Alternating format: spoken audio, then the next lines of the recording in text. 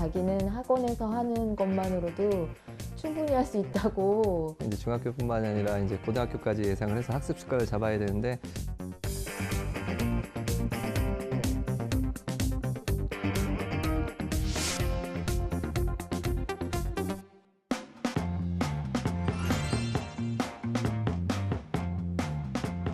안녕하세요. 즐거운 이야기를 통해 수학의 재미를 찾아보는 수다학입니다. 초등생들 키우는 엄마들의 마음속에 큰 부담감으로 자리하고 있는 것 중 하나가 바로 체험학습입니다.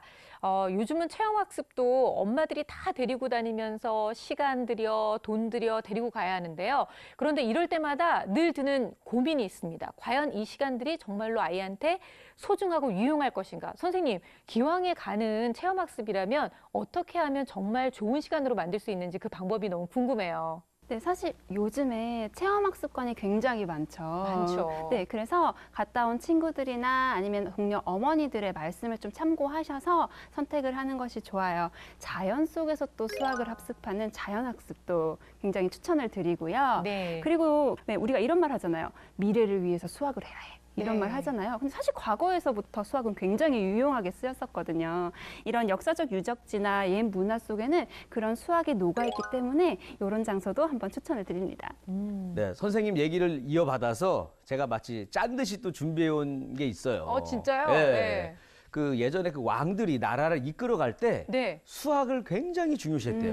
오. 제가 우연히 이걸 발견해가지고 이거 굉장히 도움이 많이 되겠다 네. 생각이 들어서 제가 냉큼 가져온 이야기랑 선생님 하신 얘기랑 얼추 보면 그 굉장히 통하는 게 많은 이야기인 것 같아요. 그래서 본인이 찾았는지도 잘 모르겠고 누가 찾아서 알려준 것 같긴 한데 굉장히 선생님 얘기랑 막 이어붙이려고 하는 그런 노력은 좀 가상하긴 하네요.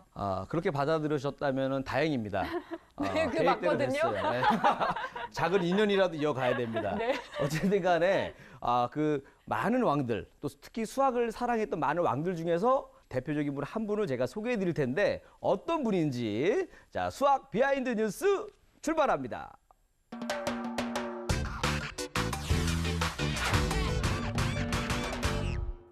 세종대왕 하면 무엇이 떠오르시나요?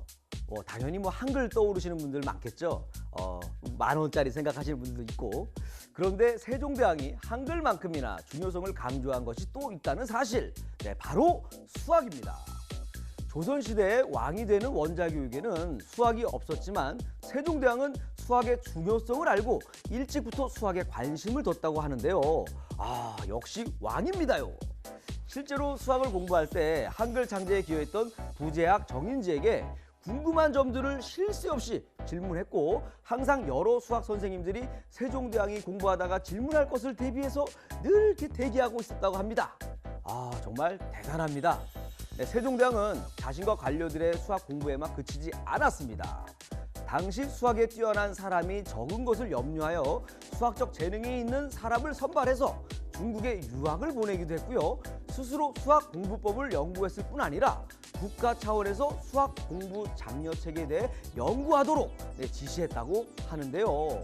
거기다가 농지, 조세, 공납 등을 담당하는 기관에 수학이 뛰어난 사람을 뽑아 30명 이상 배치할 정도였다니 수학 사랑이 정말 대단합니다. 실록에 기록된 내용을 보면 우리 세종대왕님이 얼마나 수학을 강조하고 장려했는지 알 수 있습니다. 산학은 국가 행정을 위해서는 필수적이다.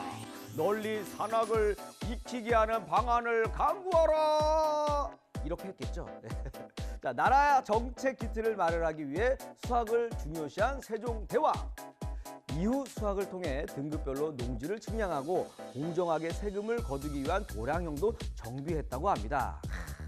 수학이 경쟁력인 지금 이 시대에 여러분들도 세종대왕처럼 수학을 열심히 하면 각자 분야에서 왕이 될 수 있습니다. 어떻소? 내가 왕이 될 상인가? 여러분들은 왕이 될 상입니다. 자, 지금까지 수학 비하인드 뉴스의 김일이었습니다.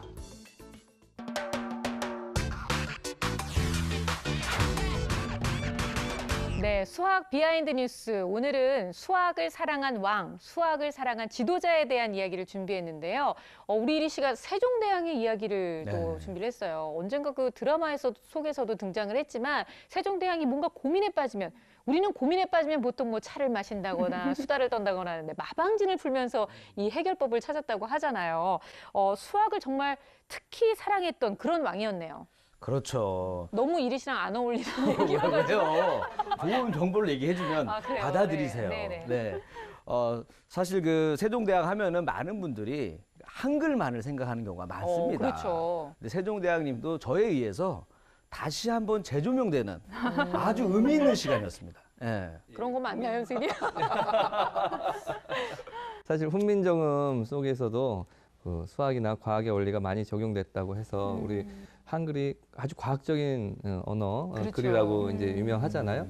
근데 사실 그 안에 어떤 디자인적인 요소를 보면 외국인들이 정말 아름답다는 말을 대부분 하더라고요. 간판을 찍었기도 하고 예전에 그 외국인들 나오는 프로를 보니까 아 진짜 이쁘구나. 우리가 보기에도 이쁘고 외국인들 눈에도 이쁘구나. 디자인적인 요소에서 어떤 대칭이라든지 회전이라든지 이런 것들이 많이 있어서 그런지 그 동글동글한 모습들이 정말 예쁘다고 하더라고요. 그래서 그 당시에 과학자들을 이렇게 등용하는 것 자체가 그렇게 쉽지 않았을 수도 있습니다. 그 신분제 때문에. 네. 그런데 예, 이렇게 우리 잘 알고 있는 장영실이라든지 이런 사람들을 등용해서 실력 있는 과학자들, 수학자들 등용해서 우리나라의 과학 발전을 위해서 많이 이렇게 힘쓴 대표적인 왕 세종대왕이라고 할 수 있습니다. 그런데 그 왕, 우리 세종대왕님 말고도 정조, 잘생겼다고 하는 그 유명한 우리 정조께서도 사실은 이 수학을 중요시 하셨고 그리고 또 세종대왕이 하신 그 역법을 좀 더 이게 계속 발전하는 그런 작업들을 많이 하셨는데요.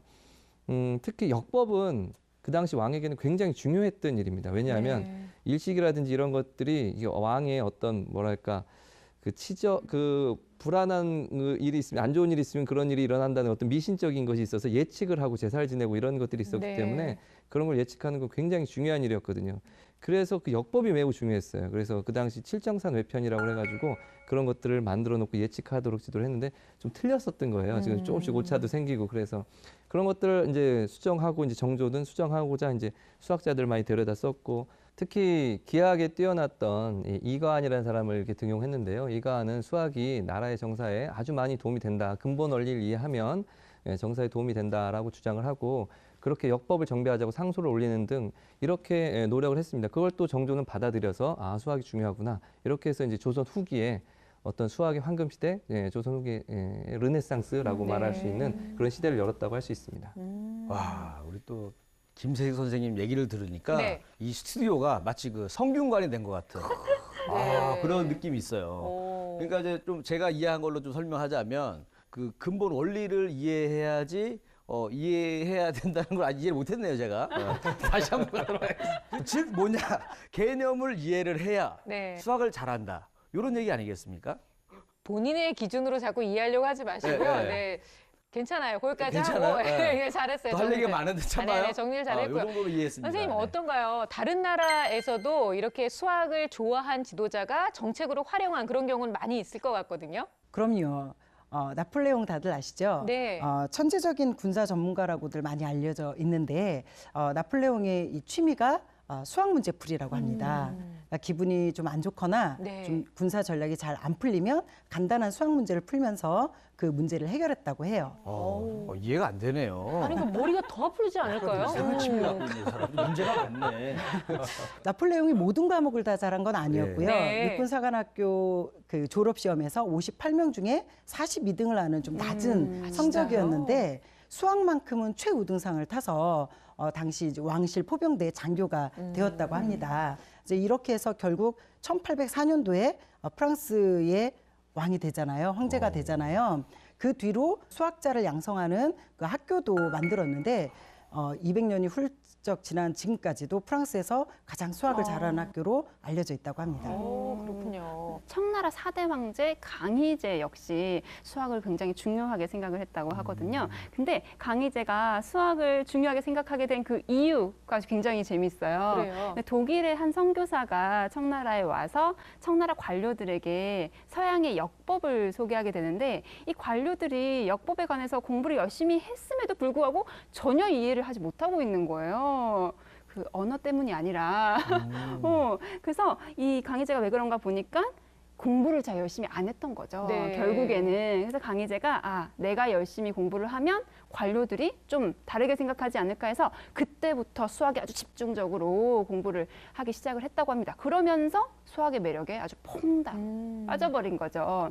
그 후에 선교사 중에서 수학적 능력이 좀 뛰어난 분들을 선발을 해서 수학 선생으로 모시고요. 당대 최고의 수학자들을 모아서 매일 수학 문제에 대한 연구, 논의 또 했다고 하거든요. 네. 그 결과 서양 수학을 체계적으로 정리한 53권의 수학 대백과사전인 수리정원을 만들어내게 됩니다. 네, 뭐 나폴레옹도 그렇고 강희제도 그렇고 결국은 이 수학을 통해서 시대를 앞서 나간 그런 지도자라고 얘기할 수 있을 텐데요. 현대에서 보면 미국 대통령 중에 링컨도 그렇게 수학을 좋아하고 즐겨했다면서요. 예, 미국 역사상 가장 위대한 대통령으로 꼽히는 링컨 대통령도 이 수학 공부를 열심히 했다고 합니다. 그 이유가 네. 좀 독특하죠. 국회의원을 좀 낙선을 했어요. 그 뒤로 약간 이분께서 좀 학력 컴플렉스도 약간 있으시고 해서 모두가 인정하는 수학의 어떤 교과서의 기준이 되는 이 원론을 읽고 하면 이 논리적인 사고력을 기르면 다른 사람들이 또 나를 인정해 줄 것이다 하는 그런 또 생각을 가지시고 네. 혼자서 이걸